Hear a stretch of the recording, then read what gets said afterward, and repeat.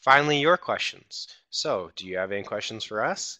Come up with 5 to 6 questions ahead of time about the company or the specific job itself. The reason you want to come up with 5 to 6 is many of these will get answered throughout the course of the interview. And the last thing you want is to end up at the end of the interview without questions to ask. So if you come up with 5 to 6, that ensures that you'll at least have a couple left over that are still relevant and applicable that you can ask. Here are 3 examples, but there are many others that you can ask. All right, presenting yourself professionally before. Be professional and kind in the email. Make sure your spell checking and all the times and dates you're writing in are accurate. Make sure your social media is up to date, professional, appropriate. Bring extra copies of your resume. Make sure you print them off on quality resume paper. Show up 15 minutes early. This allows you the chance to check out a mirror in the restroom and make sure everything is in its proper place.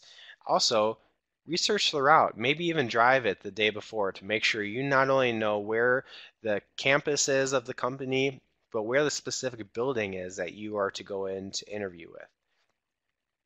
Use a firm handshake, a professional handshake. Make eye contact, greet everyone that you meet, from the supervisor to the person interviewing you to the person at the front desk who first greets you.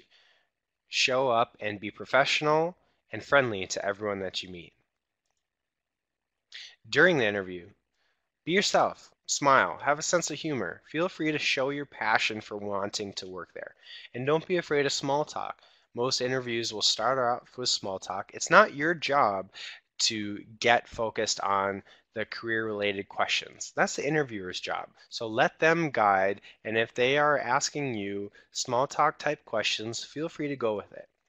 Take time to think of answers. Use phrases such as, you know, Jim, that's a really great question. Let me think about that for a moment.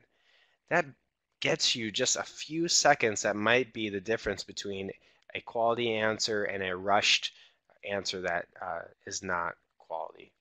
Ask for business cards. Here at the University of Northwestern, you can go to the print center and print up to 100 business cards, I think for under $10. So it's a great way to show up and really show that you are ready for a career, that you have business cards and that you can exchange them at the end with those who interview you. Mirror the interview. If the interviewer is sitting up straight, you want to sit up straight. If the interviewer is leaning forward, you want to lean forward. Mirror what they're doing because that will reflect what they're looking for. And then again, ask questions at the end. After it's nice and simple, you want to make sure you send a thank you. If it's a company nearby and mail would not take a long time, you know they're not rushing to make this hire, you could go ahead and send out an actual written letter. Very impressive. But if the company is far away and mail would take a long time to deliver, or if you know that they're seeking to hire as soon as possible, email might make sure that you get that thank you in before they make their final decision. Don't be afraid to follow up. You're not annoying to them. You're showing the passion that you really want to work there, and that's what they are wanting to see. On behalf of Center for Calling Career, I want to thank you for tuning in to the Interviewing Quick Tips. Again, our full webinar is available on our YouTube channel as well for your viewing pleasure.